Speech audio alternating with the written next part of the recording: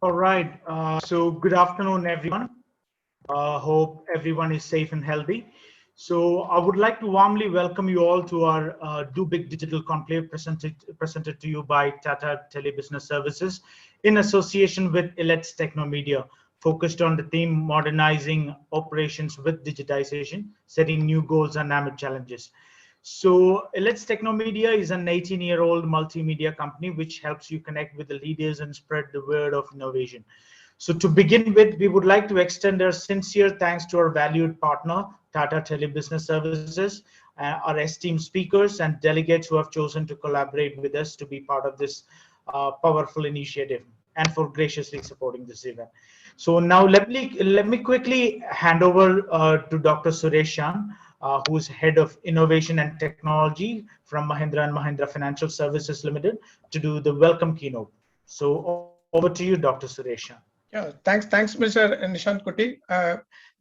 First of all, welcome you all for the panel discussion, which was very specific in terms of getting into do big digital conclave, where the COVID has taught us just don't go big, go the biggest. You know, that's the way it started, and it has created enough options for people instead of challenges converted as opportunities, where we try to see a lot more from the segments, especially from the financial services, education, health, and has moved enough in terms of the kind of expectation set part of technology in terms of modernization, part of the manufacturing and other segments. Especially if you see the kind of current and the post COVID is going to have huge impact in terms of how we will try to leverage in terms of the manufacturing industries, or trying to see the significant changes whichever is has taken a shape due to this COVID and had impacted more than last decade in terms of implementation of taking technology into different modernized times. If you see as information part of a specific technology which we are trying to set in terms of modernization, a lot more start with the kind of hardware network connectivity and trying to elaborate in terms of data center, where you would have seen in the earlier presentation also, it has come out very well to see more channels which comes part of the collaboration. It matters a lot at the end of the day how you are open and how you are able to sustain your existing customers and trying to acquire new customers and trying to build enough in terms of the business challenges.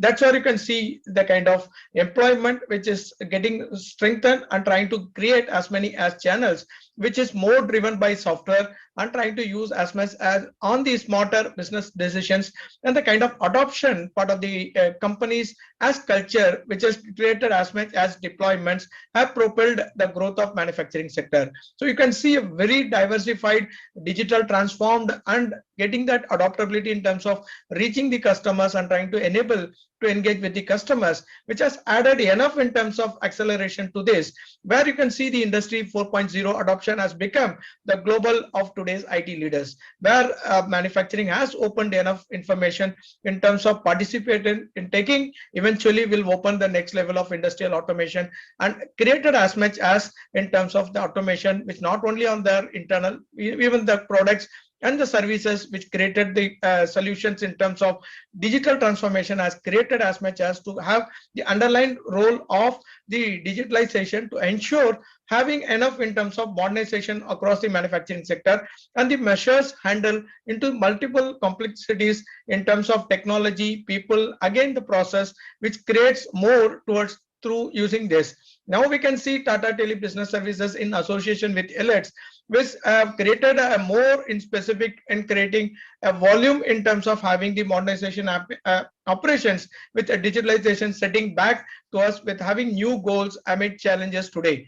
Let us see from the kind of transformation which is coming very effective in terms of digital transformation, and sure we can have enough in terms of insights which we have that animal panelist who can share with us, and the speakers have put enough in terms of that existing information which can give us enough insights which has build towards during COVID and have enough impact during post-COVID also. So let us see the kind of innovation and the kind of expectation set part of the distribution in terms of digital transformation. Back to you, Mr. Nishan. Great. Thank you, Dr. Sureshan. Such a wonderful opening remarks. And now I would like to welcome Mr. Subhagar Rudra, Chief Information Officer, WPIL Limited, for an interesting keynote. Over to you, Mr. Subhagar. Hi, good afternoon all. I hope I'm audible. Yes, Ruddha, you Yes. are audible. Yeah, thank you, Nishant, and thank you, Dr. Shant, for such an wonderful introduction to the session. Well, digital transformation, one of the most popular buzzword of today. Everybody, every organization is talking about it. But hold on, today we are not here to discuss about digital transformation. Yes, uh, I know I must be confusing you, but if you just hold a little bit of patience and listen, I hope I would be able to elaborate it further. Today's session is about a topic which I find relatively more interesting. It is about modernizing operations with digitization. That is digital modernization and the goals and the challenges that come with it. Yes, digital transformation and digital modernization both are not same thing.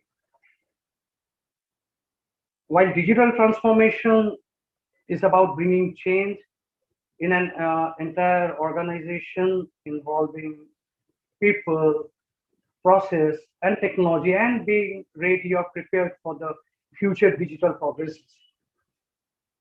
But digital modernization is all about adoption of new technology to meet today's requirement with the objective of achieving a fast, cost-effective operational efficiency without disrupting the existing process.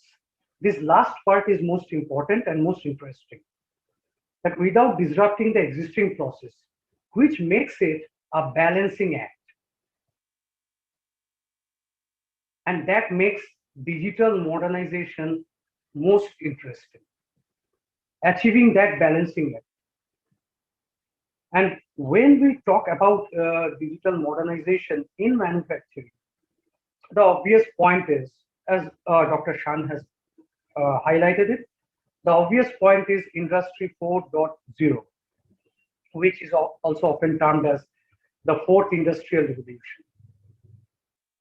A move towards smart technology in manufacturing, like with a focus on connectivity, integration of smart techs like industrial IoT devices, robotic tools, big data analytics system, AI, AR, and whatnot with your ERP and other enterprise systems that have been running in silos to create a whole new level of visibility. Industry 4.0 is obviously revolutionizing the way the companies are manufacturing, improving, and distributing their products, leading to a new age of connected technologies and data-driven insight. I'm sure the eminent industry leaders we have here, they don't need me to elaborate on this, and and I'm sure most of you know it better than me. But still, now, as I feel that these innovative technologies are transforming the global manufacturing landscape, right? And the possibilities are boundless. We, as Dr. Shan was also highlighting, I would say a line on that also, that we all know that COVID-19 pandemic has further accelerated the digitization process by at least a decade, right? And in India too, we are witnessing a kind of paradigm shift. A report says, I will just share with you, a report says the heavy and light engineering industry, automobile and auto component industry have adopted Industry 4.0 to some extent, while others are expected to catch up really soon. And we all know that the companies which are tech savvy, fast, agile, with right approach, always have a kind of a tangible chance to get closer to market leaders. However, now coming to the we were discussing the boon of Industry 4.0, and now no boon comes for free. So Industry 4.0 also comes with its own challenges. Considering the humongous benefit Industry 4.0 brings in, such kind of transition towards tech adoption of such scale cannot happen overnight. There are challenges too, right? So challenges are like mainly very well-known challenges, lack of in-house resources, skilled resources, who you expect to support you during the implementation of this initiative. It's a serious challenge. It is. And not only us, globally it is a challenge. Another one I would say from my experience that I would say, and I'm sure most of my peers in the industry have faced the same challenge, that is about integrating data from various legacy sources. That is one of the challenge. Another is like, the data ownership concern when we go for a third-party vendor as our partner for such initiatives. So data ownership concerns are there, but yes, with a good partner, that's why we opt for good partners. That concern is a challenge. We have to align the senior most management on this concern, reassure the senior most management about the data ownership concern they must be having. And obviously the lack of sponsor that is there, buying of opinion, convincing your CFO, and most important is your cyber security threats. Now, these are few of the challenges that came to my mind. I could jot down. I faced. I'm sure there are more.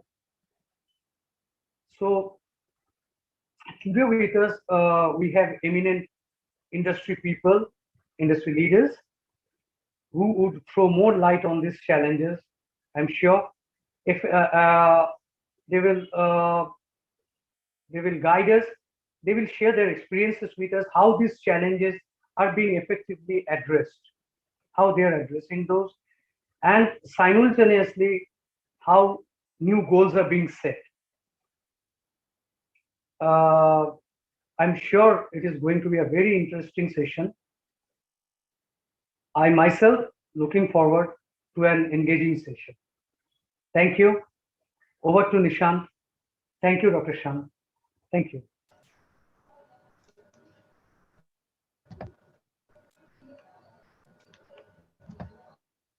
Thank you, Mr. Subhakar Rudra, for such an inspiring session. And again, as I said, I request you to stay back to receive the certificate from us as a token of appreciation. So let's have the certificate on the screen, please. Thank you. Here we go. So thank you so much. Thank you so much, Mr. Subhakar Rudra, Chief Information Officer, WPIL Limited, for joining us and sharing the insights. Thank you. Thank you, everyone. I'm sure it is going to be an enriching session in terms of knowledge. Thank you. Thank you, sir. Thank you for your valuable time. Sure.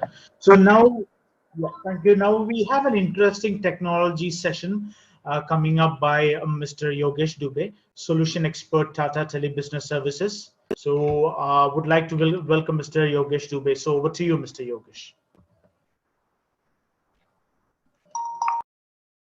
Yeah. Hi, Nishant. Hope I'm audible and visible. Yeah. So, hi, everyone. Very good afternoon to all of you. And I hope you are staying safe because we can see there is surge in COVID again. And yes, so hope my screen is also visible.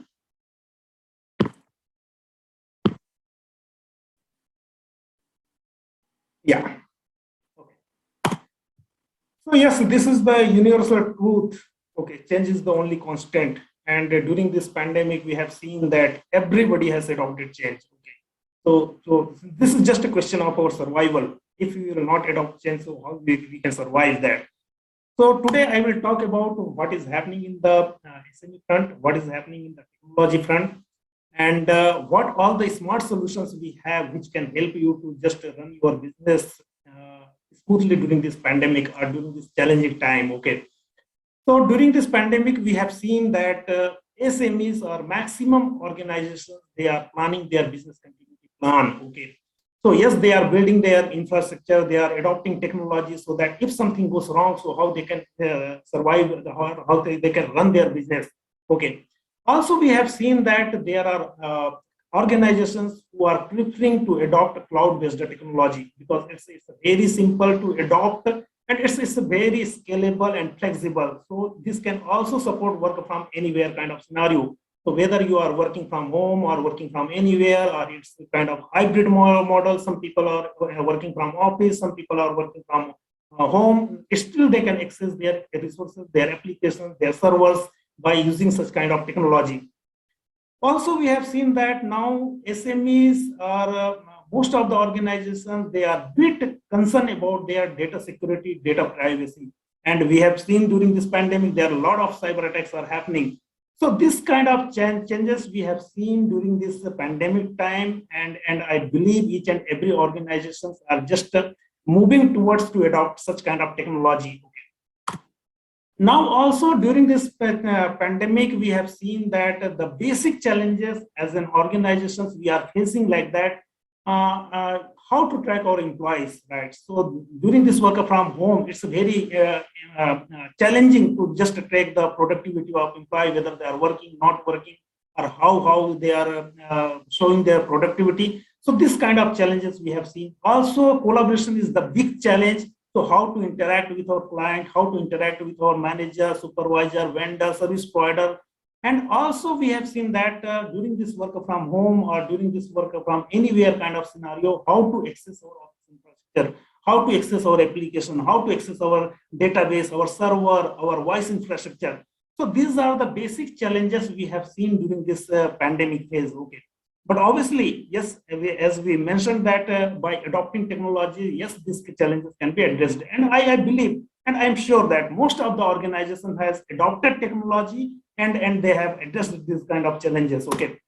So also, I can share you that there are some guidelines if we are adopting any technology. So this might help you. Okay. So nowadays, it's advisable to just adopt a technology which is kind of hosted or cloud-based solution. Rather building your own infrastructure and investing a huge amount to build and maintain such kind of infrastructure, it's advisable that you can just adopt or a cloud or hosted technology. Okay.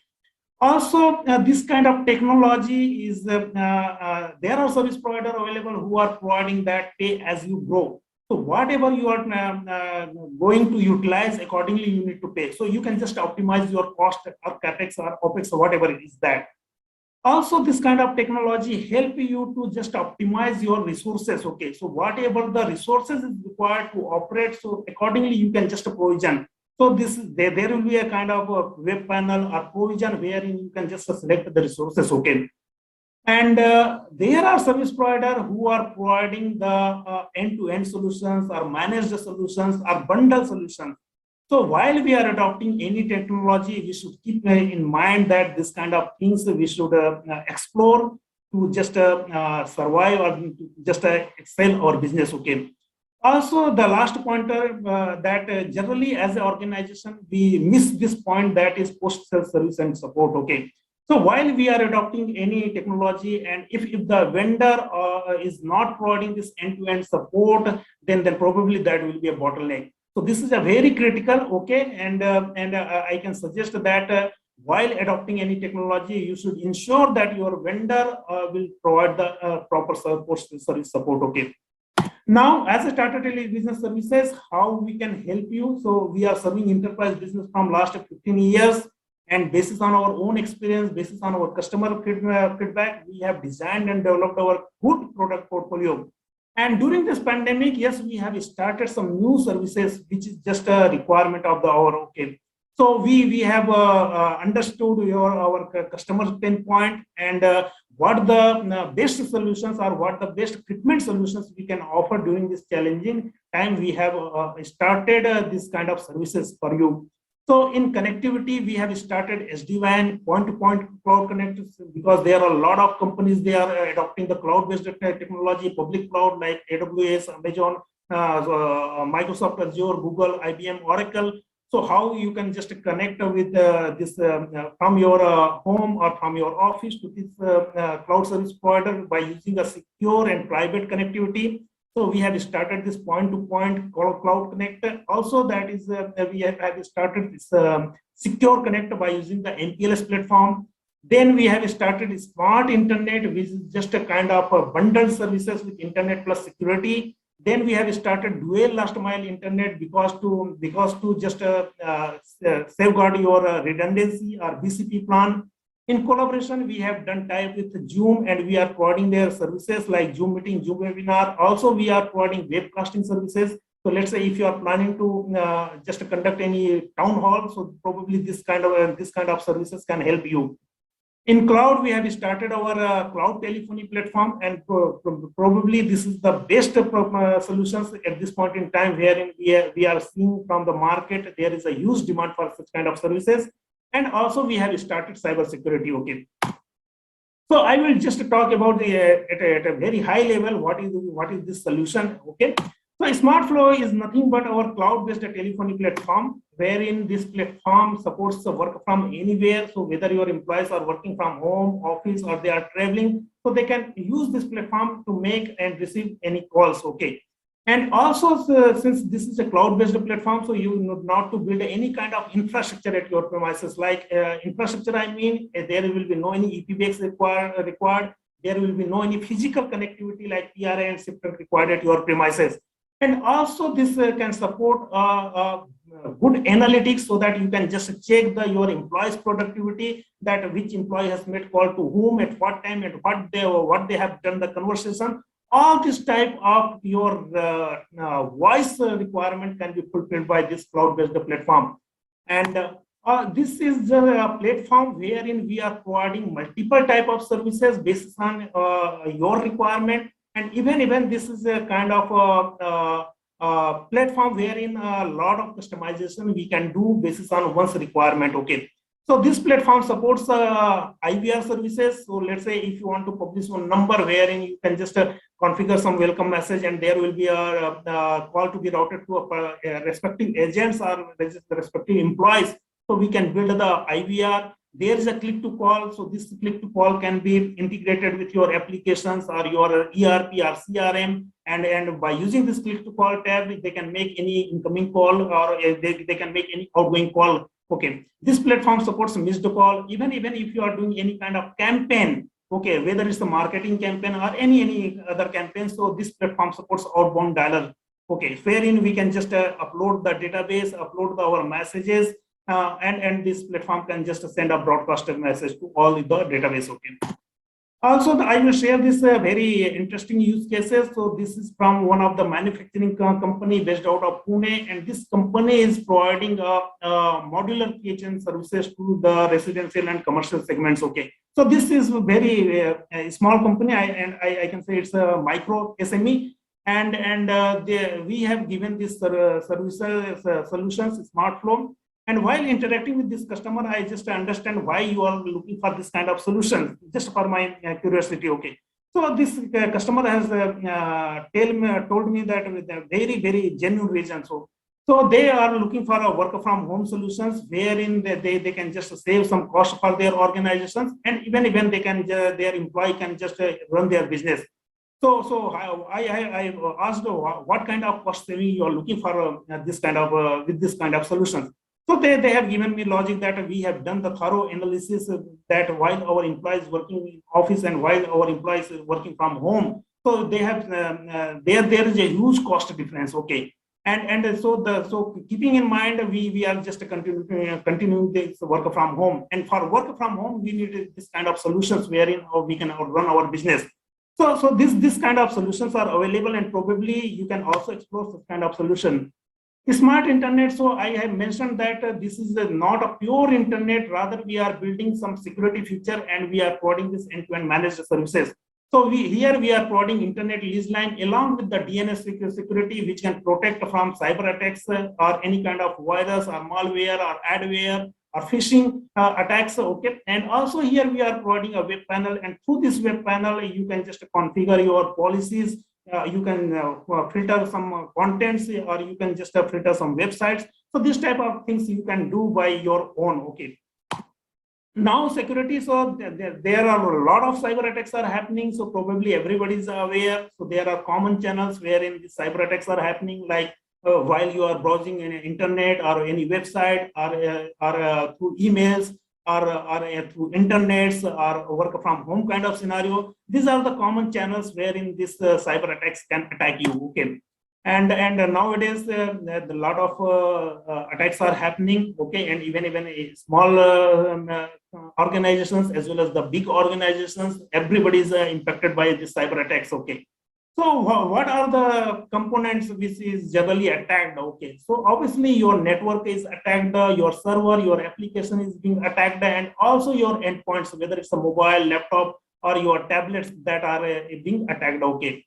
So keeping in mind, we have started this cyber security solution. So this is kind of layered solutions which can help you to protect from this kind of attacks. Okay, so we have started endpoint security. So this is kind of this endpoint security can just secure your endpoints like your mobile phone, your laptop, your desktop computer from any kind of cyber attacks. Okay. Also, we are providing email security, which can protect your emails from any kind of this attacks. Okay, so whether you are sending an outbound email or you are receiving inbound emails, okay, that will be filtered by this platform. Web security, so when your employee is trying to access any website, so that can be filtered, and that can be just checked whether this website is genuine or this website is phishing. Basis on that, this kind of platform will allow to access those websites. Okay. We have started virtual firewall, so that is kind of software version of firewall, and we can configure the firewall policy. And also we have started multi-factor authentication, so wherein you can just safeguard your applications or server from any kind of unauthorized access. Okay. Now Zoom, so probably I believe everybody is aware about Zoom. So this is a company who are providing collaboration tools. Okay. And here we have done tie-up for Zoom meeting and Zoom webinar. So as a Tata Telebusiness Services, we are providing Zoom meeting and Zoom webinar. So Zoom meeting is nothing but it's a two-way communications wherein host and participant can talk with each other, while Zoom webinar is kind of one-way communication wherein the host or panel of speaker can deliver their speeches, and rest participant can just listen it. Okay. And there are a lot of features Zoom is extending. Okay, so they are providing unlimited conferencing call. Even there is a cloud-based recording, and there is a marathon meetings. Single meeting can go up to 30 hours. Okay, and also they are providing the live transcription. So if there is multilingual meetings, so there will be no any barrier of languages. Okay. Also, this platform is secure enough. They are providing the proper encryption or TLS or EAI's encryption to secure your conversation during the transit. Okay. Also, we have started the SD-WAN. Okay, so this is the software-defined wide area network, and this is a very good solution in WAN technologies. And I can say this is the latest technology in WAN technologies. Okay. So this SD-WAN is basically extending a lot of features wherein you can just get a web panel and you can define whatever you want or you can play with your network whatever you want. So this kind of solutions is SD-WAN, wherein you can just optimize your network resources. You can configure your links, active, passive, whatever the combination you want. Also, this is a very, I can say, as a customer, you need not to invest on any kind of capex because this is provided as a by Tata Teleservices, the managed services. So all the hardware, what is required, that is provided by us. And also, we are providing SD-WAN along with the security. So we are providing a UTM, wherein we can configure all your security features. So this kind of services we have started, and this is kind of a topology wherein you can just see how you can route your traffic, right? So let's say if you have a private internet application, so that can be routed through your MPLS network. If you have a public hosted application, that can be routed over the internet, and both the link can be work as active, or you can define the failover, whatever you want. So these are just a kind of configuration part, okay? So for latest update, you can just subscribe our social media sites, okay? And this is our capability as a Tata Tele Business Services.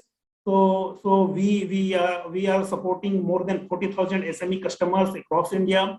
We have all India presence. So we are in all the major cities, the tier 1, tier 2, tier 3 kind of cities. We can provide our services across India. We have more than 125,000 kilometer optical fiber network. So this is how we are providing our services to our customers. Okay.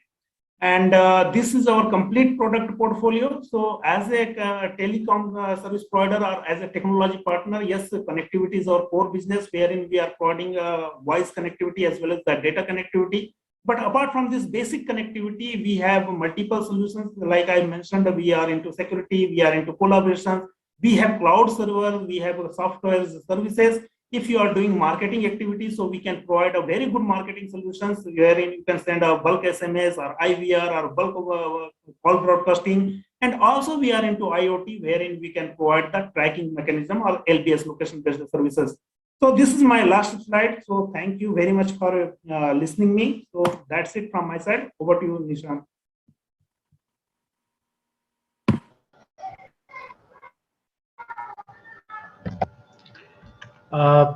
Thank you. Thank you for such an inspiring session, Mr. Yogesh Dubey. And as I said, I request you to stay back to receive the certificate from us as a token of appreciation. So can we have the certificate on the screen, please? So thank you, Mr. Yogesh Dubey. Thank you, everyone. Business Services. Thank you very much for joining us here. So now we have a poll which is exclusively for audience, and everybody will be given 1 minute to complete the poll. So I request all of you to participate in the poll. So can now let's quickly moving on to our next interesting panel discussion for the day. It is on modernizing operations with digitization, setting new goals amid challenges. So to moderate the panel, I would like to welcome Dr. Suresh Shah, Head Innovation and Technology, Mahindra & Mahindra Financial Services Limited. Welcome, Dr. Suresh Shah. And also, may I also welcome other respected panelists, Mr. Kaushik Majumdar, Head Digital Services and Information Protection Officer, BASF India, and Mr. Rajiv Khade, Vice President and Global Head Information Technology, Sigma Electric Manufacturing Corporation Private Limited, and also Dr. Shyamal Thanna, Head SAP and IT, Vishakha Group. So over to you, Dr. Suresh. Great. Welcome back to the panel where we were debating and we have planned as much as insights will bring it towards modernizing the operations with digitalization and setting new goals and amid changes. We try to bring out as part of having the legacy modernization where how it can be open-ended journey to have seamless, streamlined process, efficiency, improve business performance, and create new ways of servicing customers, fully automated migration, use technology to convert as much as legacy code and the data to modern platforms, allowing organizations to tackle modernizing initiatives that align with business objectives. So it's having more impact in terms of how manufacturing sector is trying to take it up. We'll start with Mr. Kaushik, where we would want to know exactly how we can see the manufacturing industry transforming itself in synchronization with Industry 4.0. So thanks, thanks, Suresh. Hope I am loud and clear. Yes, sir. I'll say that I represent an organization which is quite matured, and it's at the end of the day it's an European organization, so we were much ahead of others when it comes to Industry 4.0. But I will talk in general how I see the industry adapting 4.0. 4.0 is no longer something that you can avoid. Why I say so? COVID has actually taught us that. when you have a line to be, a production line to be, commissioned, where your engineers are trying to come from abroad and they cannot make it due to COVID and all the, travel restrictions. Something like, AR actually helps you to do that. We have done that. So I can tell you from that experience how that, fits in. So your engineers from, be it anywhere in the world can get your plants commissioned, sitting in a distance place, with the use of HoloLens, the lines comes up. So this is the advantage and the benefit. And I can go on talking several examples that you can see. I think, what I will talk more about is that we use the word digital transformation. We use the word of legacy IT. Let me give you another aspect to it. Digitalization is no longer limited to legacy IT. What I mean, the legacy IT team cannot be the sole owner in any organization to drive digital transformation. We have to educate our users. We have to bring them in.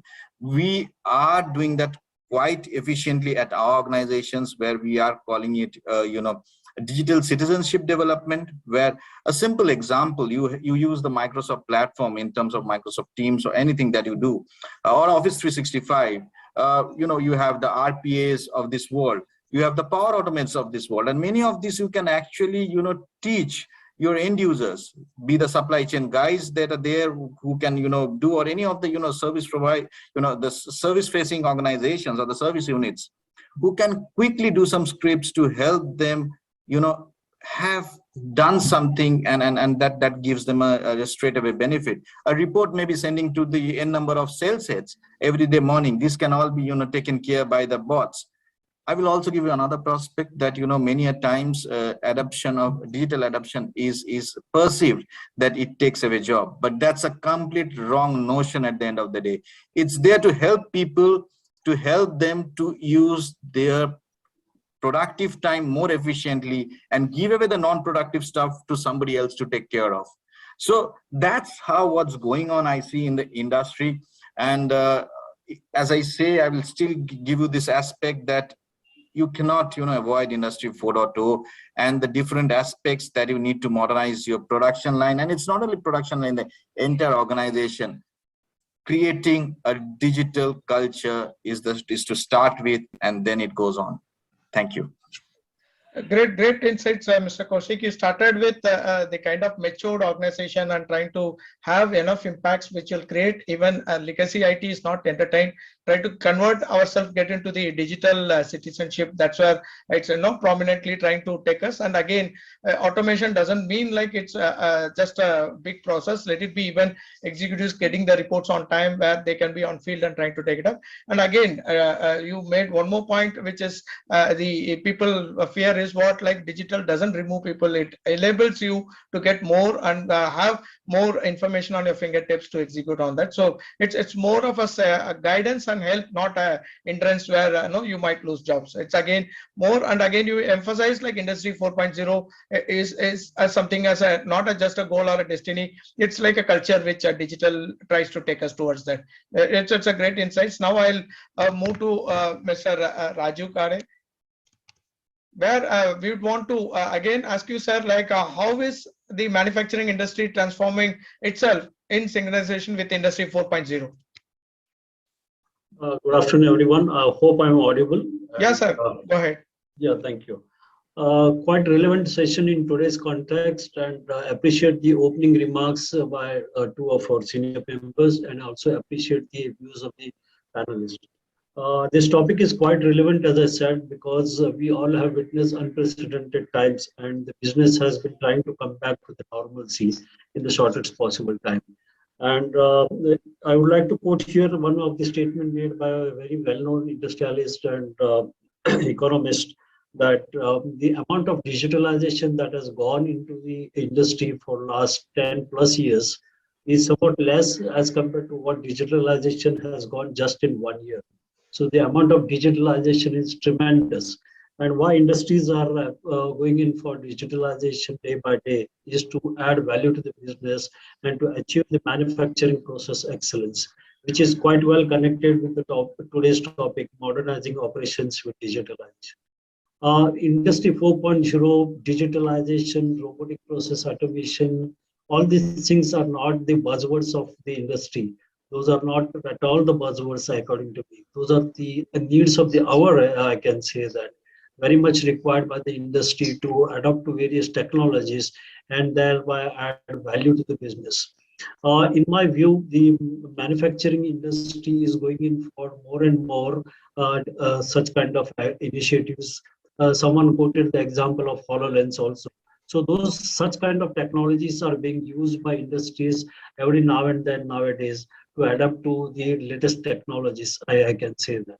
So that really helps to add value in the sense that suppose a particular manufacturing process or a cycle is taking 1 to 10 steps, then it is the duty of the technology solution providers like the IT heads and also the operational heads as how that number of steps can be reduced from 1 to 10 to 1 to 5 or 1 to 6. Not only reducing the steps, but also adding value in terms of manpower saving, what the manpower is being working on that particular task, and also saving in terms of dollars spent on that. So that altogether puts the value in terms of manufacturing excellence.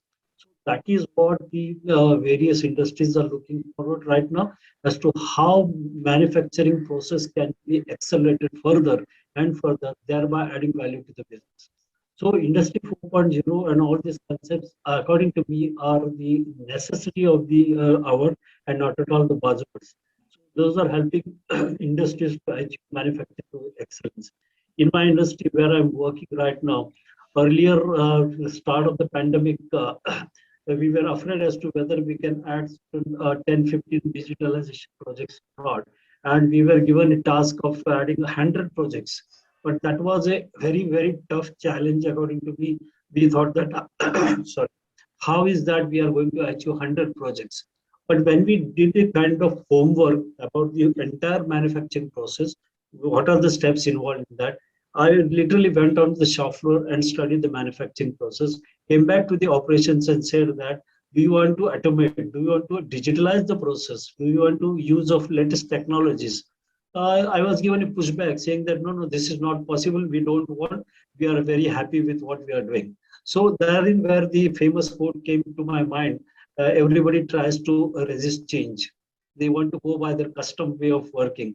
So, but when a convincing approach was there, when a convincing approach in the sense how the time will be saved, how the value addition will be done, then one by one there was an acceptance mode. And earlier, when it was a push technology for us, we were, as an IT leader, were thrown out of their cabins. But now there is a pull technology wherein everybody comes forward and says that, no, we would like to automate our process. We would like to digitalize our process. We would like to make use of latest technologies. That's how the entire scenario has changed and the strategy has totally changed. And wherein earlier I was afraid of completing at least 10, 20 projects, but YTD, we have completed more than 400 projects. And those 400 projects are spent across the departments of the organization. It is not only the operations, it is not only the maintenance, it is not only HR, finance, accounts, everywhere it is. So the message from this is that if you want to achieve manufacturing process excellence, as a technology service provider for the organization, one has to keep the minds and eyes and ears open and have an innovative approach as to how we can transform the business.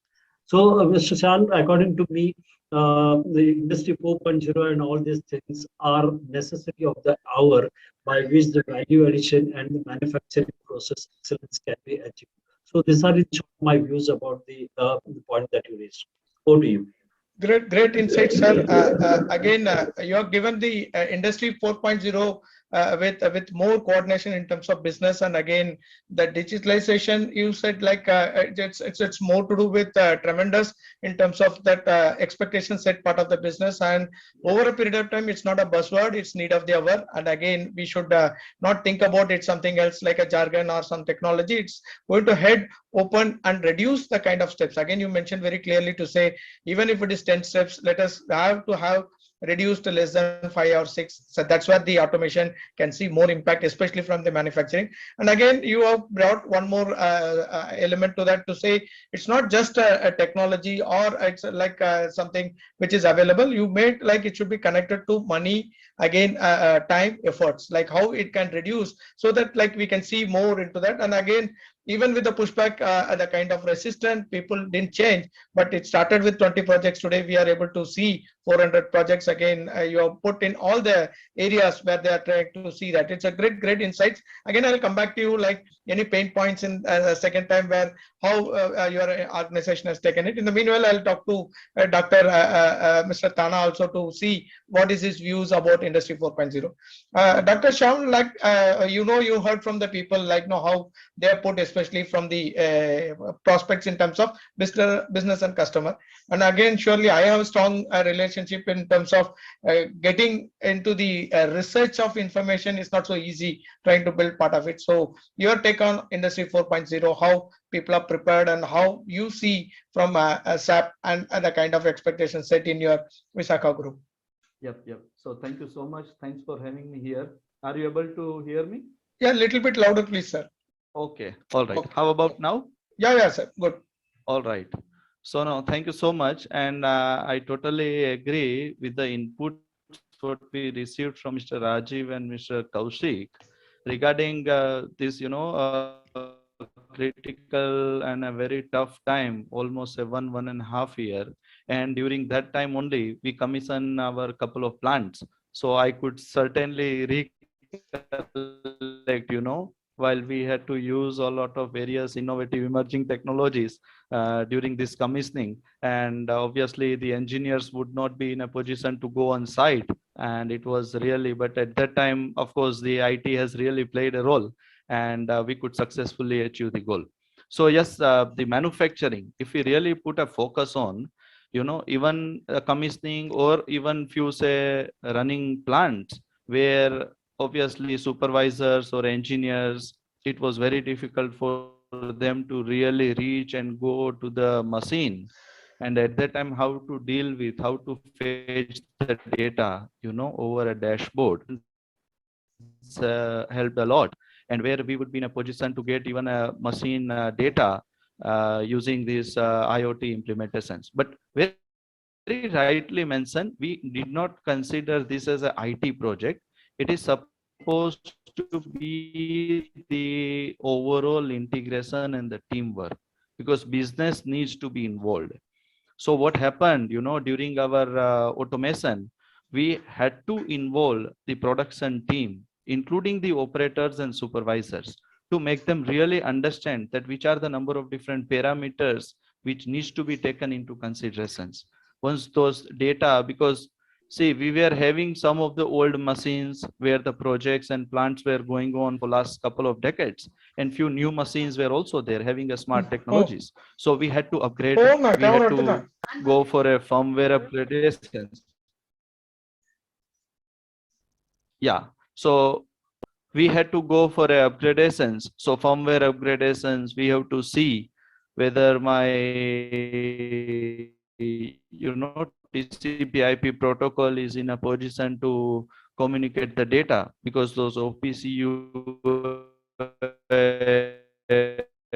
was not activated. So those lot of things, emotion data, whatever the data is supposed to be, pulled. So that's the entire journey where certainly it's not a IT team sort of a job, but where to automate certain process, we have to put a business into the loop. So those are the couple of things, like I can give you the another example where a lot of, while we were commissioning, we were having a lot of note for approvals and documents where it needs to be approved, it needs to be routed. So where we were having those document management applications, and that's how we could, retrieve those data. We could put all those details on our fingertips with the business, and we could have these PO approval strategies over the mobile. So those are the couple of things that we could apply, and which really helped a lot to the business. So certainly it's a joint work. It's not only IT's job. We have to understand the business and their pain, I totally agree with Mr. Rajiv, because resistance would come. Initially when we started, supervisors were, not in a position to understand. They were thinking that they are going to be overburdened, because obviously they will go out of the comfort. They will have to punch certain details. But then we have shown them, that what are the beauties and benefits that you get out of it, and which was really fruitful to them.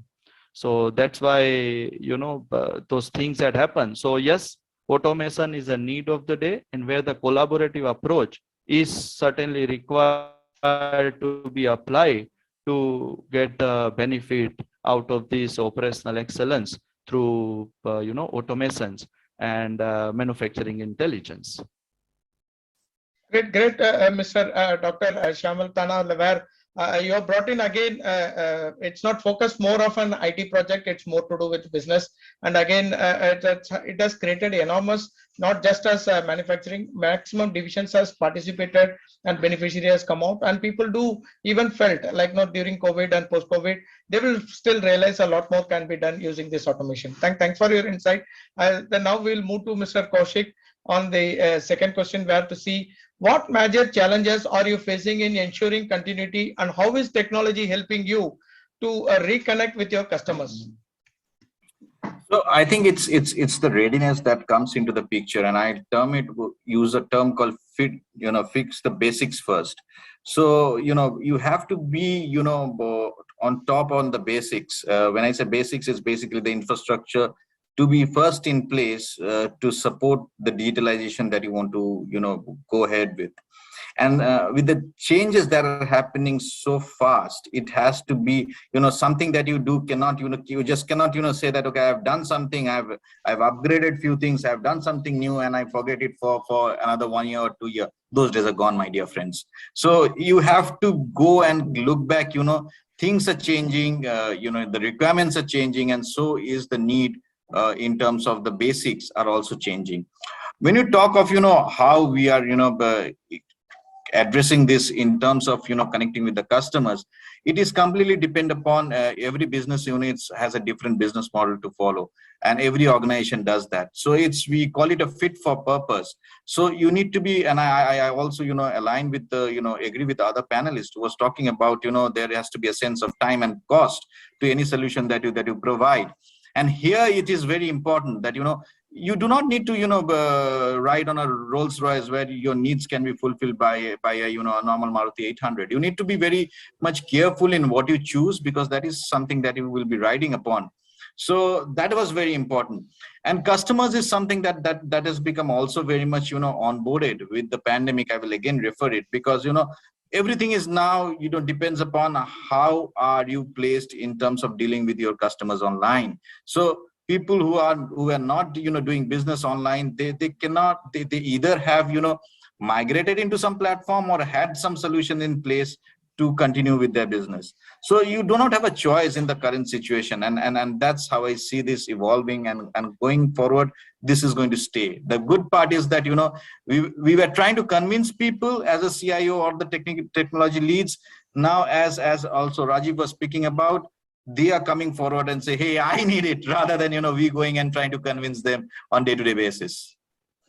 Great. A great insight, sir. Like you started again saying, the readiness is very, very important part of the business projects. And again, the people should focus more on the basics, where the top on that is infrastructure, where how matured you are and how you are adopted towards that to take it up. And again, you said it's not one time, it's consistency is very important to focus towards it, so that you can have the business engagement for a long. And again, business online was a terminology, since you emphasized to say like how people can produce or ready with those things, part of it. And add-on question to this, sir, to find out what solutions are available to facilitate or to ease the remote working for manufacturing setup. So there are many solutions that we have adopted. So right from for using or adapting CRMs like Salesforce, to even using the low code no code platforms to be in touch with our customers. So it's a full bucket of services. When you talk of internal organization, we have used extensively the platforms like Office 365 to develop various kinds of analytical dashboards, 2 reports, 2 workflows, and the list goes on. Yeah, even adapting anything in those lines. So you just name it, we did that. But it's not about what we did. It's also about what the ecosystem did. And what I'll say is that the ecosystem is also not far from what we are doing. Maybe the scale might vary based on the size of the organization and the size of the business or the nature of the business they're working with. So that's what is driving at the end of the day. Great, sir. Again, you have narrated the kind of expectation, even though manufacturing, it is emphasizing more to how the matured we have seen CRM and low code to no code, where how things are seen, especially in terms of a business which is connected. Thanks for the information. I'll come back to you next time on the security part. In the meanwhile, I'll move to Mr. Rajiv Kare on the second question to find out what are the challenges you are facing ensuring continuity, and how is technology helping you to reconnect with your customers? Yeah, thank you so much. That's again a very good question, I can say. And as I said earlier, the resistance to change was the main hurdle that we were facing. So as I said, any change is always there is a resistance, and that was the main obstacle that we were facing. But we were easily able to overcome that by our convincing approach as to how that particular change would be beneficial to their process, their department, I mean to say. So that was the way we handled it by doing some kind of homework and innovative approach in the solution building. Any change that requires an innovative approach, and that is what I had to imbibe in the IT teams and the operational teams people, because we all are used as human beings to do a particular action in a specific manner, in a specific steps as such. Nobody wants to think out of the box and say how that can be done differently. So that was the thought, that was the approach, or that was the force that I had to push in the people's mind. Think differently as to how it can be done. And use of latest technologies and use of HoloLens and all those concepts were quite useful to us in doing that. Another obstacle was about the skill set.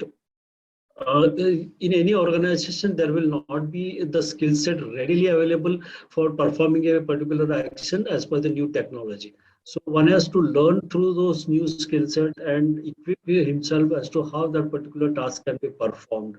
So that was another hurdle that we had to. And by doing this, we could do a lot of digitalization projects, and we also maintain a stand. And the approach was that we will, as far as possible, not seek external help. Only when required, extreme cases, we will have the help from outside technical experts. Otherwise, many people have spent enough number of years in the organization. So that was a really plus point for us to have the skill set within the organization.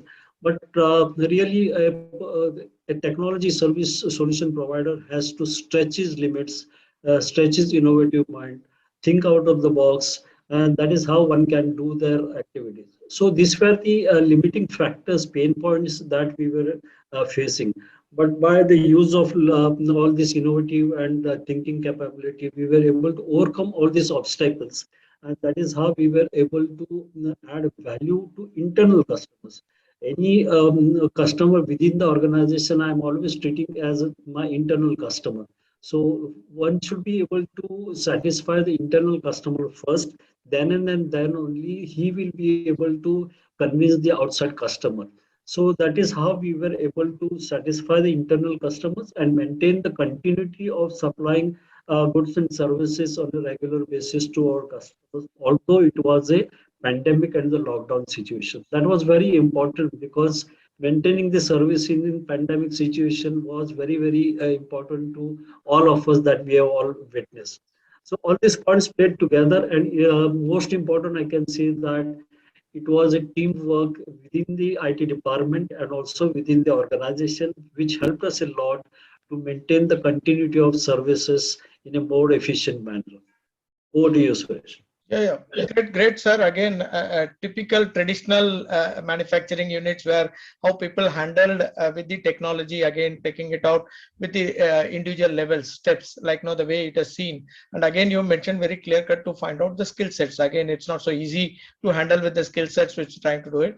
And especially the manufacturing units generally believe a long where people travel with them for a long term. So try to avoid as much as from the external help and trying to build similar skill sets and take it up over a period of time so that you can ensure the continuity of customers, continuity of the business. That's where the things which has matured a lot. And again, you mentioned very clearly to find out it's build the success and strengthen internal customers so that they can support the external customers. They can come with the acquisitions of the business and the service solutions. Yes. So it was great. And again, you concluded by saying it's more of a teamwork, like no, all people contribute and trying to empower it to ensure as much as part of the kind of even the hiccups which comes like COVID and other things, but people with the kind of transformation helped us and enabled to empower to be as a team to deliver that. So I am taking one add-on question to this to say what solutions are available to facilitate or to ease the remote working for manufacturing setup. See, as far as your question is concerned and the manufacturing setup is concerned, work from home situation or work from home for an individual from manufacturing industry was always a luxury. We were not a kind of a software or software company as such. So work from home is always a luxury for the manufacturing industry. But as far as the IT department is concerned and the infrastructure is concerned, we were already geared up to work for remote from home kind of scenario. We had tested various facilities just like multi-factor authentication, enabling the remote access to the users, give the VPN connections only when required. So all those things were already there in place, and the firewall and the exterior was well protected.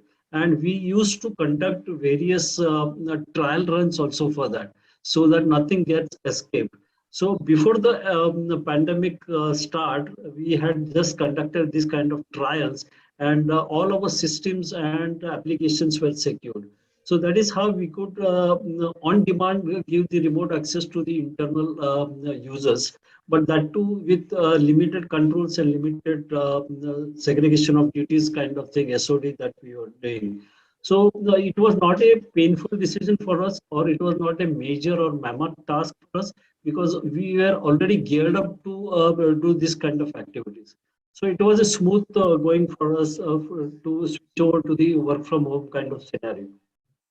Great, sir. Again, as a head IT, the global head IT, it was nicely put to find like how similar things are put in. Again, I'm slightly taking it to the detail level to find, since more of an hardware question where how do we strike a balance between cloud and on-prem servers? Isn't security a prime concern when you go for third-party cloud? Yes, security is always a very big question for manufacturing industries. Earlier, see, almost 25, 30 years I have spent in this industry now. And at that time earlier, before going to cloud, there was always a question in the minds of CIOs and CEOs as to, no, we don't want to go to cloud because security is a major concern.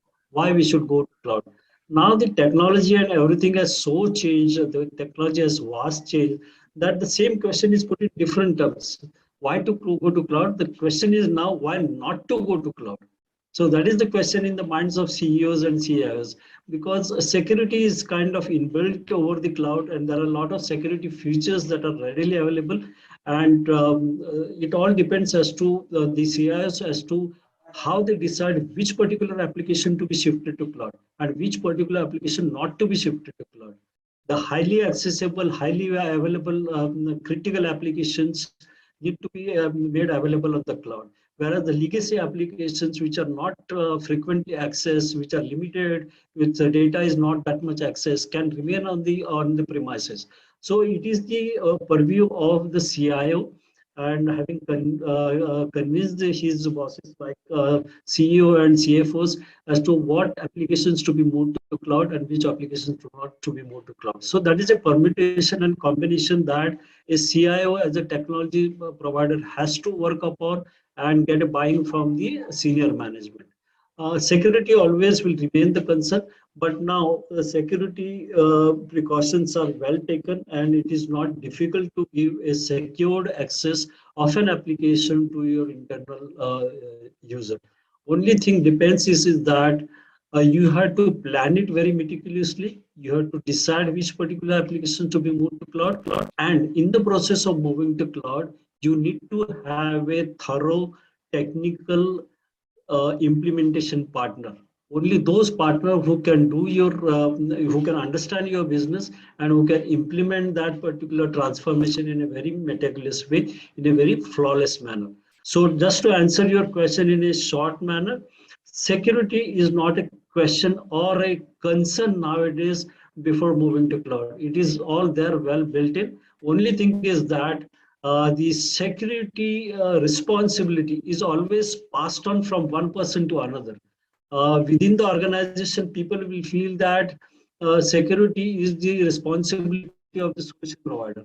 Solution provider will say, no, no, this is not our responsibility. It is your data. You have to maintain that. So you have to strike a balance as to who has to handle what. And if those things are well understood and properly handled, and the security steps or the measures are well in place, there's nothing to worry about, according to me, because that I have done, implemented on a multi-cloud environment, and we are all quite happy, and we are into the enhancement phase and moving more applications to the cloud. So that is my experience, Dr. Suresh, and that's the my views on that. Great insight, sir. Really, you strike the balance between the cloud and on-premise, and really Tata Teleservices are also listening to this, where you have mentioned like its partner role is also there, like how to play and try to take it up. Nice. Yeah, it's nicely put. I'm just enhancing this question to Mr. Kaushik, since it's again more to do with how do we strike balance between cloud and on-premise servers. Isn't security a prime concern when we go for third-party cloud? I think it depends upon the framework with which you work. When I say framework, it's all about, having the right, evaluations before you actually onboard to an application, or you get married to an, a solution takes place. It's just like, you go through the biodatas before you try to get married, try to find out everything is in place. Similarly, when you adopt an application, you need to do that due diligence so that you are sure that you are secured. It's not only security, I will also bring another aspect to it. It's also compliance, because now with GDPR coming into the picture, where if you are working on an a global scenario, you have to take care of the data privacy also at the same time. So that is something that also you need to take care of. And I'll also couple it with the awareness that you're driving in the organization or among your stakeholders. So that is also very important, because it starts from you. That's what we say in our organization when it comes to security and compliance. And so you cannot be far away from it, saying that it's not my concern. It's very much your concern also, as well as the rest of the organization, with obviously clear accountability and responsibility defined as an RECI. But another thing I will also say is that when we do a classic migration, it's not taking whatever you have to the cloud. You also need to do some housekeeping to it. What is being used, what is a need, and what you want to move ahead with. Then that makes sense in terms of the ROI that you are going to be challenged upon at a later time, because cloud also comes with the cost. It is also not free. Great insight, sir. Again, you connected with the marriage again. That's what the proverb says. When you select a partner, no, we should know the difference between completeness and finished. So when you select a right partner, you are complete. When you select a wrong partner, you are finished. But when you select a right partner and still you are not correct with your SLAs and other things required, then you are completely finished. So you put it very clearly to find out like how people should get matured enough to handle similar things. And again, you emphasize it's more to do with like that awareness and the kind of information where matured organizations has already built in, and they try to share with the partners and trying to enable with secured connective solutions. Thanks for your feedback on that. Now we'll move to Dr. Shamal Tana on this, where we would want to know exactly how are we strategizing our plans pertaining to integration of legacy systems and new solutions. See, while strategizing, the first and foremost, we have to understand it is not only focusing on IT strategy, it's all about business strategy. Okay, IT strategy is going to be a subset of business strategy. So why one has to understand, about the business vision, objective, goal, and how, what are we, where are we, what is the SWOT analysis, and where you want to go ahead. And based on the priority, we have to have the alignment of the IT strategy, and rightly mentioned, because all the way we are running our very critical sort of an applications, and today, by the way, the data privacy day, so one has to really focus on the security aspect, cyber security and all. So yeah, while we are strategizing the step by step process, that first and foremost we have to understand from the business, because there are few things which is good to have but few must have, and to achieve this must have, what are the do's and don'ts, because there are, a lot of permutations and combinations. So what different, stacks and applications that we should take into considerations, which applications are not really, like Rajiv ji has also mentioned, we have a different disparate sources, across the whole heterogeneous environment. So the challenge is going to be the integration of those data, because you want to see at a group level, the ETL, the extract transform loading is going to be a chaos, because a lot of things needs to be updated, and then you can see the real clear picture out of it. Otherwise, as Dr. Shan, you mentioned, it is finished or complete, kind of the things which may happen. So while going further in this journey, we can have a number of different innovative agile steps, to be incorporated. And again, I repeat, it's not going to be only the IT role. It's going to be a joint collaborative efforts where the business needs to be involved. So while we are even this going ahead for the execution part, we have to have like a low hanging, that what exactly you want to achieve first and how it's going to be achieved. And when you say what needs to be achieved, by default, why would come into the picture with business, that why you want to go for that. So those lots of automation, business process automations, that is there, but we need to understand what exactly is in the priority. And accordingly, we have to focus on those various available different technological options. Let me quickly throw a light and a glimpse on the part where, we were having those various applications, and we went to the S4, and then business wanted to have some sort of the, liberty and flexibility. And S4 as such, they are having their own different, pedagogy, and accordingly it works. So a lot of SAP and non-SAP applications that we had to really focus on. So like in a mobile, we were literally, we have elaborated on a Fiori ways, various applications, so that it would be easy for the business to work accordingly as per their need, because earlier we were having number of other sort of custom applications, but it won't work with S4, so accordingly, those refinements and reformats would come into the picture. So one need to really understand what exactly business need, and accordingly, as per the priority, it should be executed, and various agile ways, so that we can get it done in a fast track.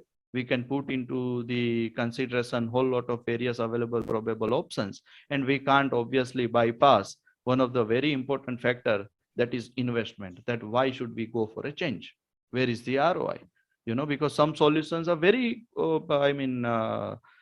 expensive, but while looking the ROI or what business is going to achieve out of it is also going to be the matter. So it's all about our business performance and how are you going to really measure those, and accordingly it needs to be strategized, and that's what we followed here in the organization. Great insights. You started with strategy. Again, you ended with strategy, where you try to build in as much as in terms of trying to utilize from the solutions. Again, you emphasize SAP and non-SAP and how things are trying to do it. So since you mentioned more of a SAP and you are also heading SAP and IT, so the question will be more to find how can our remote plant locations have better connectivity, especially the kind of bandwidth expected, Yeah, no, because that is the basis for non-modernization steps that we want to take. And rightly pointed out, like the strategy will enable you to create the business demand. So keeping SAP as an application, what do you recommend for remote plant locations to have better connectivity? see, basically, as I mentioned, there are, because see, one which is a licensing part where you will have a limitations. Second, apart from license part, your investment to change and you will have to justify that. So accordingly, you may have a kind of a workload to be loaded on the cloud, and where through VPN, if those can be, given the access, so that, and you know what, we are already having the PFCG kind of the role and authorization matrix, where at the each and every object level to the business and sub processes, we can control and trace, so even including the backtracking to the authority to, so those various things that we will be in a position to maintain and control and provide the availability. But certainly it has its own pros and cons. We have to have a sort of an accessibility, like cloud is also a workload and it's going to be an expensive. At the same time, you are providing the access, so role and authorization also, where you need to have the enough focus on. So those pros and cons, or the kind of the parameters that we have to take into consideration by providing the access remotely, especially into the manufacturing. Great insight, sir. As you mentioned, like the strategy doesn't help or it fixes, it even enables you to take it for a long term in terms of infrastructure, and creates that awareness in terms of how to build similar things, part of the information, which is not just as an application, it is part of the infrastructure, again part of the people who are all involved to take decisions, and that to timely decisions. Thanks for your input. Now I'll move to Mr. Rajiv Kade, and that in the last question, where I'll try to take it up to see what are your views on digital factory. How do you look up to 2022?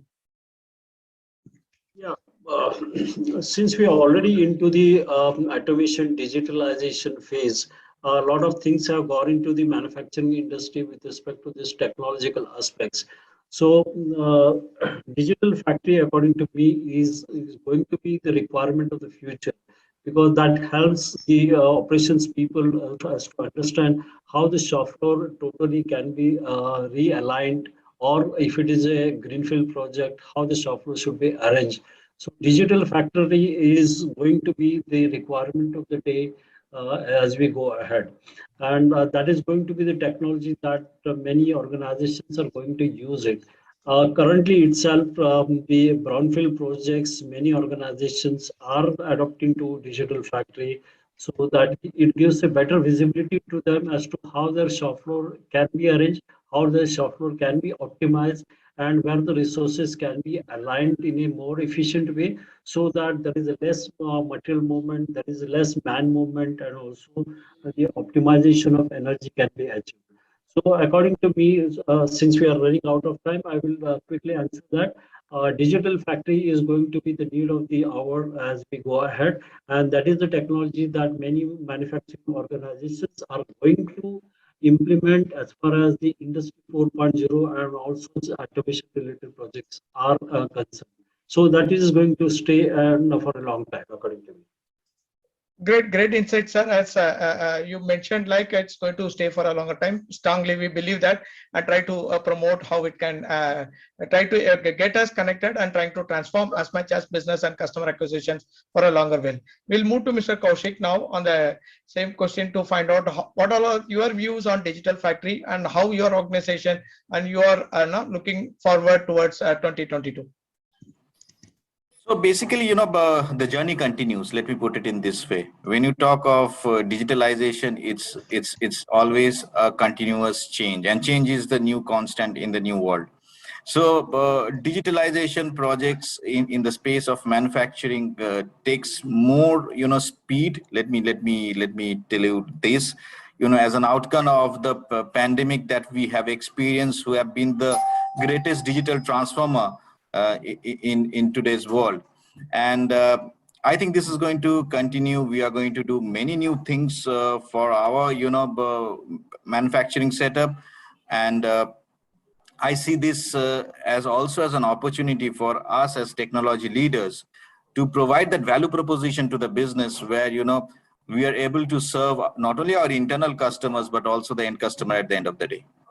Great insight, sir. Again, the focus is more towards the end customers and the kind of businesses which is looking for. Again, the same question I would want to ask Dr.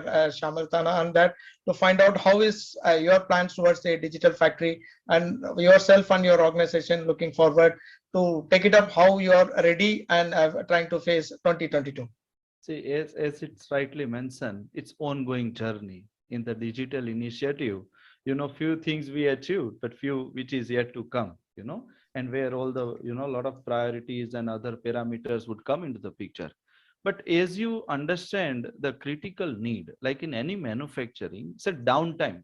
We want to understand, and we want, the downtime to be reduced. We want, the predictive insight and actionable outcomes to be generated regarding maintenance.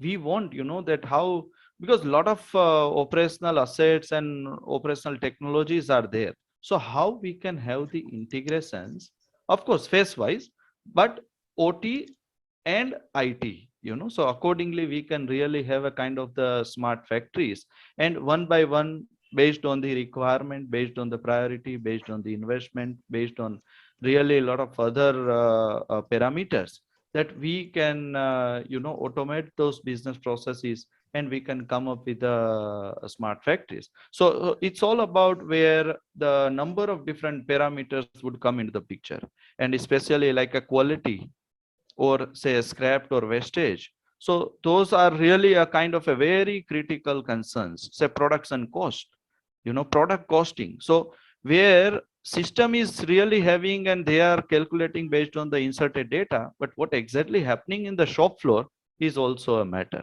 So those are the couple of parameters that we have to take into consideration, and the journey is going on, and I'm sure it's going to have a good further progress and enhancement in this path. Yeah, great insights. Again, all three put it very clearly to say, like, this is the need of the hour, and again, looking forward in terms of how the digital factory is going to help you out. And Mr. Yogesh is available now. Yogesh is there.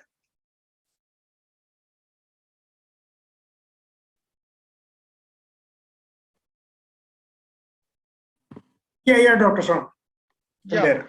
No, you have heard from the diversified panelists from the industry how and what things expected. So a final question back to you to say, how has technology been able to help in improving the productivity, efficiency, and profitability for manufacturing organizations? Yeah, so my take on this is that there are a lot of things available with the technology, wherein as a technology partner, as a solution partner, we can enable to enhance the productivity as well as the saving of the cost. Okay, so like I mentioned that there is a cloud-based technology wherein you can just save a huge infrastructure cost, right? So rather building, for example, let's say for example, so you are just buying a server. Okay, one server costs approximately 5 lakhs to 10 lakhs rupees. Okay. And even this server is a hardware and there is a fixed configuration. So let's say tomorrow your business scales are expand, okay. Then obviously you need to enhance or upgrade your infrastructure. Then again you need to invest on your hardware cost or infrastructure cost. While the cloud-based technology, wherein you can just a click away to upscale your configuration. So you need not to wait for the infrastructure to be built, and you can just improve your productivity at the which is required at that point in time. So this kind of technology available, wherein you can save a huge cost, even you can just contribute to improve the productivity. I have mentioned that cloud-based technology as a for voice solutions. So there are a lot of company who are in this voice business, okay, and they have their internal supports, okay. So this voice-based platform also there is no need to build any kind of infrastructure, and this cloud-based technology wherein you can just make receive call from anywhere. Okay, so this kind of technology available with us, and there are a lot of vendors. Okay, so you can just explore based on your use case, based on your requirement, and you can just finalize that technology for your organization. So that's it from my side. Great insight, sir. Again, the way we see partners and the industry, especially from manufacturing, where people are focused towards the future and ready to accept the kind of challenges which Indian organizations, especially from SMBs, where they try to create as much as on that. One add-on question to you to find out like what type of services or solutions which we can tell them to say the digital transformation in regards to technology selection or implementation, or specific to cultural change, like any specific feedback from Tata Tele has already worked out, because you mentioned it's like one-stop shop, like no, you can get all the omni channels other thing. So which you would like to share one or two highlights on that? Yeah, so from manufacturing point of view, that the connectivity is the backbone for this kind of industry, wherein you need to enable the IoT and other parameters or industry 4.0. Okay, so yes, connectivity. There are a lot of connectivity solutions available, wherein you can create a VPN configuration, and from work from home or work from anywhere, you can access your infrastructure, whether it's in your office plant or it's in cloud. So connectivity is one of the solutions, wherein we have developed the SD-WAN, as well as we have developed the direct connectivity with the public cloud, and also the in case of voice-based solutions. So we have the cloud telephony, wherein we can provide the voice solution to in manufacturing industry. Even the security is now utmost priority for everybody. Okay, so we have started cyber security solutions, and probably that can help you to protect your infrastructure, your endpoint, your data, and even data privacy. So I can suggest that these are the products or solutions which can help to manufacturing industry to just you can explore that. Okay, sir. Thanks for that information. And really, we are running out of time. No, we heard enough in terms of the kind of expectations set part of the automobile, in terms of the kind of expectations, especially not only from technology, again from the skill sets, again in terms of people, process, again policy procedures, especially the mindset, which was more specific in terms of MSMEs. And still, even though the corporates do have a different cultural aspect, but come together in terms of having a team effort to find how best we can do the business, how best we can go close and get engaged with the customers a lot more in terms of the tougher times, crisis, has put the organizations to think a lot more from the digital era and try to adopt the digital factory, how best and how effective, which will make them to collaborate and trying to get engaged with the kind of omni channels which will put us into competition, but surely take us more engagement with the customers and acquire new business on the solutions part of it. Thanks a lot. Really, I learned a lot from you all, and got enough in terms of information which has got distributed. And specifically when it comes to manufacturing, it's not just a boom, like people have already moved into that, and people thought getting more into the other areas where they can collaborate and they can make their organization put forward for the business and the kind of customer acquisitions. Back to you, Mr. Nishant.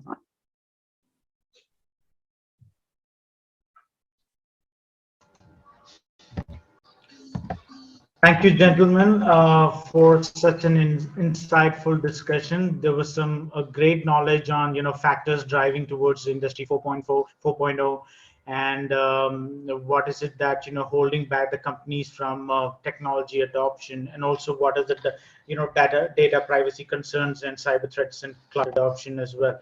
So great insights, gentlemen. So, and also I would request all the speakers to stay back for a minute. To receive an award from our side. It is just as a token of appreciation for joining us. So let's have the award on screen. So yeah, thank you, Dr. Suresh Shan, Head Innovation and Technology, Mahindra and Mahindra Financial Service Limited. Thank you for joining us, and thank you for moderating the entire session, sir. It's my pleasure. And yeah, thank you, Mr. Kaushik Majumdar, Head of Digital Services and Information Protection Officer, BISF India. Thank you, sir, for joining us at the last moment. Thank you so much for your time. Thank you very much. I really, enjoyed with all the panelists today. Thank you. Thank you, sir. And we have Mr. Rajiv Khade, Vice President and Global Head Information Technology, Sigma Electric Manufacturing Corporation Private Limited. Thank you, Rajiv, Mr. Khade, for joining this session. Thank you so much. It was my pleasure. Thank you, sir. And we have Dr. Shyamal Thana, Head SAP and IT, Vishakha Group. Thank you so much for joining the session and sharing the insights with us. Thanks. It's always a great pleasure. Thank you. Thank you. And I shall hand over to Mr. Dr. Suresh Shan for the closing remarks for the session. So great. In the interest of time, I sum it up to find as much as inputs. Really, the presentation was very good in terms of how the Tata Tele can get into the kind of omni-channels and collaborations. They started with the BCP cloud security and trying to get as much as closer towards the SMEs and MSMEs, where they would want to create that environment, work from home, employee tracking collaboration with multiple entities, and trying to access into the kind of expectation set part of the VPN solutions. Simple guidelines, again they have so many simple guidelines, especially on the technology for SMEs, so that they can get empowered and try to utilize the solution. And they have concentrated something on 3C, where they said connectivity, collaboration, and cloud, where they spoke about connectivity, what are all the omni channels available, some 0 to whatever the kbps which we felt, they had all these solutions part of it. And collaboration, the kind of omni channels whichever is expected part of it, how we can try to build and try to use the 3C solution. And a lot specific in terms of a smart flow, where they said like cloud based for more all collaborations part of the technology, which is especially for the SMEs, which is very relevant, and trying to utilize as much as information. And all the people with that they have tried to utilize the solutions can have enough. And already they shared some of the case studies also, which gives enough information which can cater to multiple operations part of the business. And again, localized secured smart internet, again smart internet solutions, where specific to people who work from home, either individual or batches, or trying to utilize as much as on that, especially on the asset and security at organization level, trying to use cybersecurity needs and trying to use cybersecurity in e-led solutions using all the gadgets. They said any mobile, any of the gadgets, desktop, laptop, anything you bring and connect to that, try to utilize. And they have empowered, they've ensured like it's not just as a collaboration, it is empowered into mails and other mobile solutions. And especially the Zoom, the way it has reached the people, it has simplified the connect, the touch and feel, which they said they are trying to use it even with multilingual, and trying to give enough in terms of comfort when even a layman try to connect and try to utilize part of the telepresence.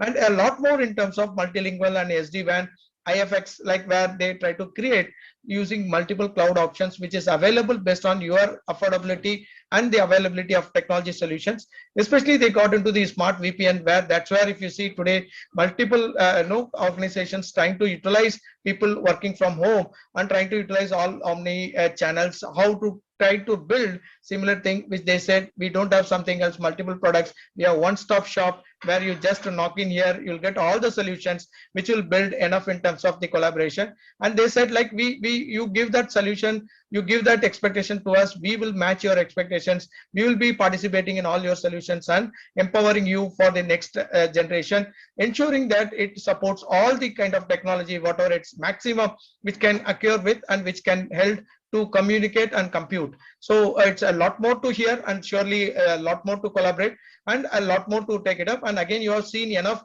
impact in financial and banking services. Now we are seeing in manufacturing and other areas. Surely it will enlighten the kind of expectations set part of the business and the kind of customer acquisitions for a long time. Thanks for your all valuable time. It's really appreciated. And thanks for all panelists to sharing their own transparent and the way of expected a traditional way of manufacturing, which gives more outcomes. And blessing you all to get that next level, to reach as much as in terms of digitally transform, ensure a safe journey, and ensure as much as business which you are focused, and try to get acquisition more on the customers on that. Thanks for all your valuable time. It's really appreciated. Thank you. Thank you very much. Thank you. Thank you very everyone. much. Thank you, everyone.